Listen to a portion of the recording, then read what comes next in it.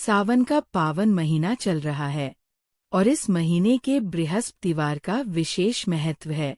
कहा जाता है, अगर इस दिन श्रद्धा से व्रत किया जाए तो घर में सुख शांति, समृद्धि और संतान सुख जरूर मिलता है।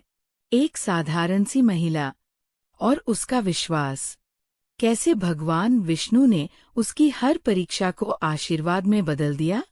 जानिए आज की बृहस्पतिवार व्रत। ग्राम चंद्रपुर में एक धर्मनिष्ठ स्त्री रहती थी, सुमित्रा।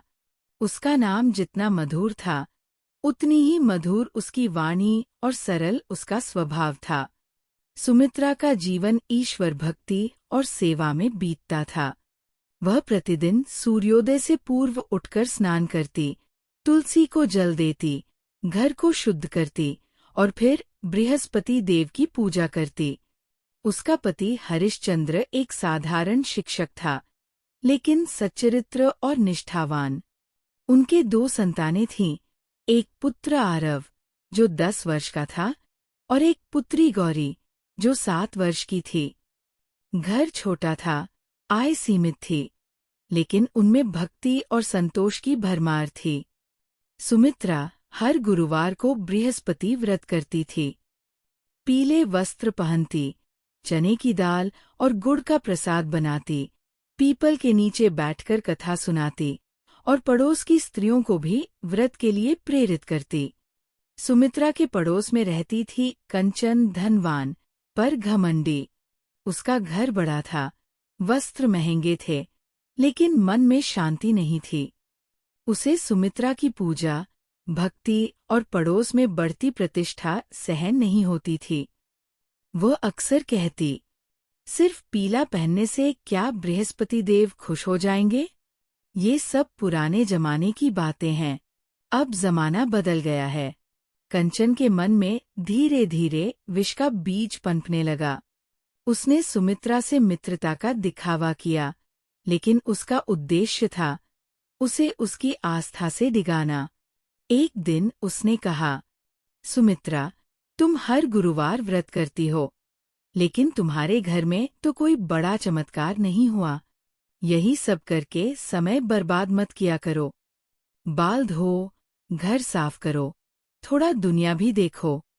सुमित्रा पहले तो मुस्कराई, पर उसके मन में हलचल होने लगी। एक दिन गांव में एक सन्यासी बाबा आए, पीले चोगे में, हाथ में कमंडल, मस्तक पर चंदन का तिलक। वे हर द्वार पर भिक्षा मांगते, लेकिन जब सुमित्रा के घर पहुंचे तो कुछ देर रुक गए। उन्होंने सुमित्रा की पूजा देखी और बोले, बेटी, तुम जो कर रही हो वही सच्चा धर्म है, पर ध्यान रहे, विश्वास टूटे तो ईश्वर दूर हो जाते हैं। जीवन की परीक्षा हमेशा श्रद्धा से ली जाती है। सुमित्रा ने झुककर बाबा के चरण स्पर्श किए। बाबा ने आशीर्वाद देते हुए कहा, तुम्हारा व्रत तुम्हारे पूरे कुल को तार देगा, पर बीच राह छोड़ दोगी तो सब उल्टा हो जाएगा। इसके बाद बाबा आगे बढ़ गए, लेकिन उनकी बातें सुमित्रा के मन में गूंजती रहीं। गुरुवार का दिन था।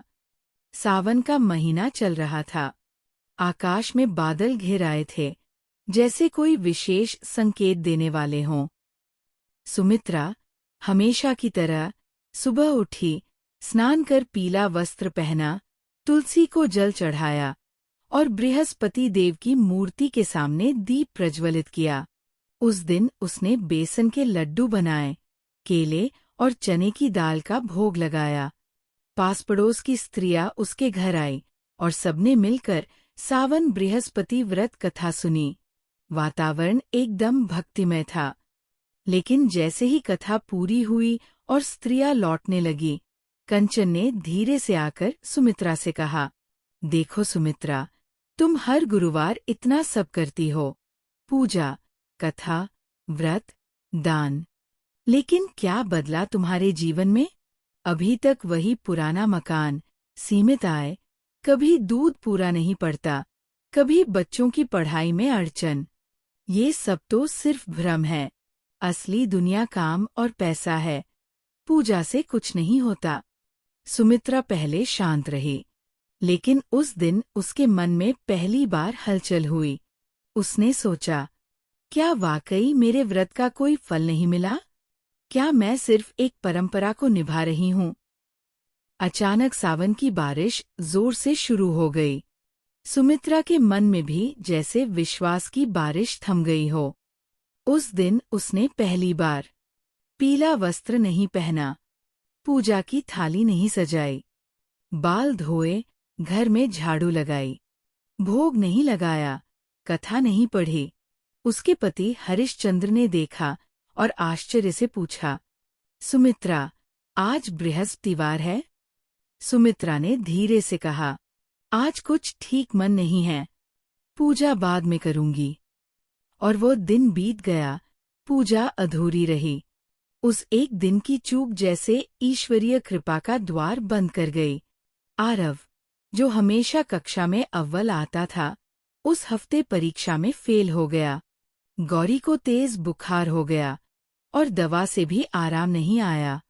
हरिश्चंद्र की नौकरी में समस्या आ गई। स्कूल में एक झूठा आरोप लगा और उन्हें निलंबित कर दिया गया।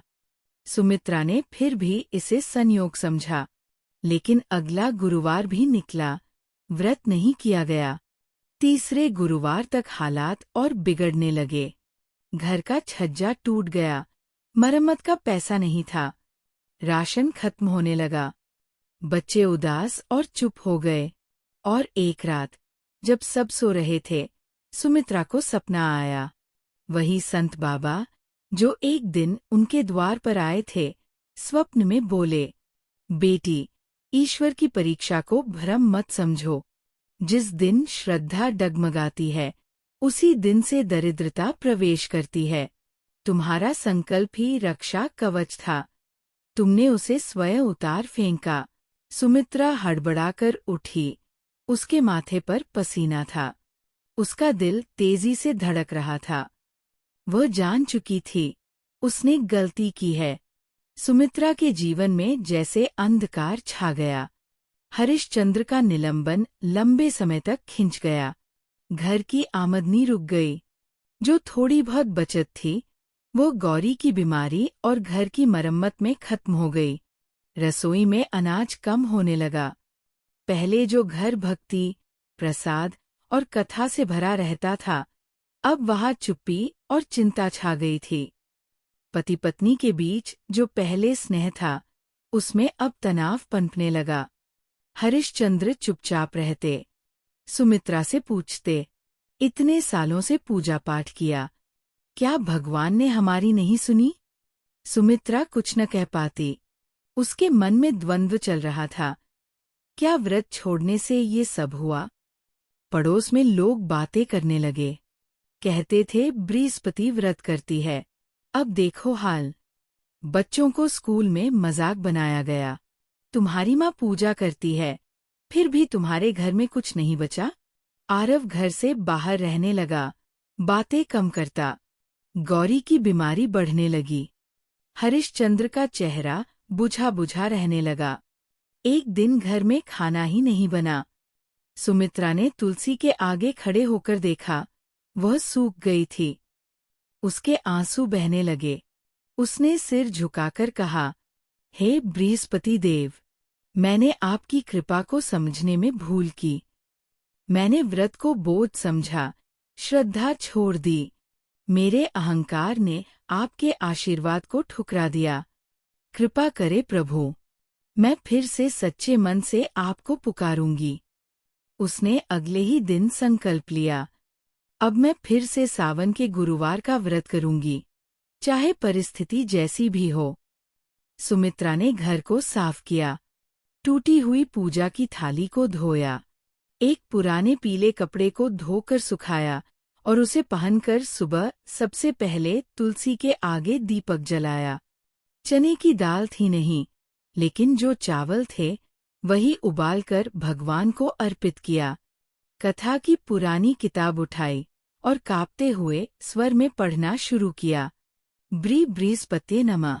उस दिन शायद भगवान स्वयं उसकी पुकार सुन रहे थे। उसके पश्चाताप के साथ ही घर में बदलाव शुरू हुआ।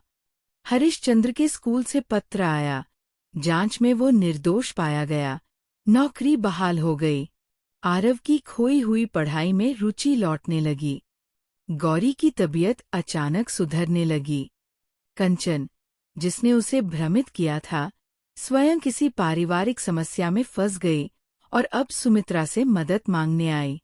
इस भाग में सुमित्रा एक ऐसी नायिका बन जाती है जो गिरती है लेकिन टूटती नहीं। वह बताती है कि भक्ति कभी व्यर्थ नहीं जाती और जब हम सच्चे हृदय से पश्चाताप करते हैं तो ईश्वर पुनः हमें स्वीकार करते हैं। ईश्वर परीक्षा लेते हैं, दंड नहीं देते। श्रद्धा से गिरना पाप नहीं, लेकिन पश्चाताप के बिना उठना संभव नहीं। सुमित्रा अब पहले से भी अधिक श्रद्धा से बृहस्पति व्रत करने लगी थी। हर गुरुवार वह न केवल उपवास करती, बल्कि पूरे परिवार के लिए शुभकामनाएं भी मांगती। उसका मन अब शुद्ध भक्ति से परिपूर्ण था, न कोई दिखावा, न किसी से प्रतिस्पर्धा। उसने पीले वस्त्रों का त्याग नहीं किया, पर अब वो वस्त्र बस एक प्रतीक बन गया, आंतरिक समर्पण का।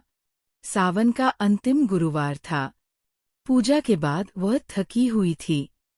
रात को वह बिस्तर पर लेटी और धीरे धीरे उसकी आंखें बंद हो गईं। स्वप्न में वह एक स्वर्णिम प्रकाश से घिरी हुई थी। उसने देखा, एक तेजस्वी पुरुष पीले वस्त्रों में, हाथ में पुस्तक और कमंडल लिए उसके सामने खड़े हैं। वे बोले, सुमित्रे, तेरा हृदय शुद्ध है। तूने पश्चाताप नहीं, प्रेम से पुकारा है। मैं प्रसन्न हूँ। तेरे कुल की रक्षा होगी। तेरे आंगन में फिर आनंद के फूल खिलेंगे। सावन के इन व्रतों ने तेरे घर में आस्था का दीप फिर से प्रज्वलित कर दिया है। ये दीप बुझने न देना, यही तेरा सच्चा धन है। सुमित्रा घबराकर उठ बैठी, लेकिन उसके कमरे में हल्की सी गंध महसूस हो रही थी, केवड़े और हल्दी की। दीपक बुझ चुका था, फिर भी उसके सामने की थाली में हल्की पीली रोशनी चमक रही थी। वह जान चुकी थी, बृहस्पति देव स्वयं उसके घर पधारे थे। इसके बाद जैसे सारा जीवन धीरे धीरे सुधरता चला गया। हरिश्चंद्र को न केवल नौकरी वापस मिली, बल्कि सम्मानपूर्वक वे प्राचार्य बनाए गए।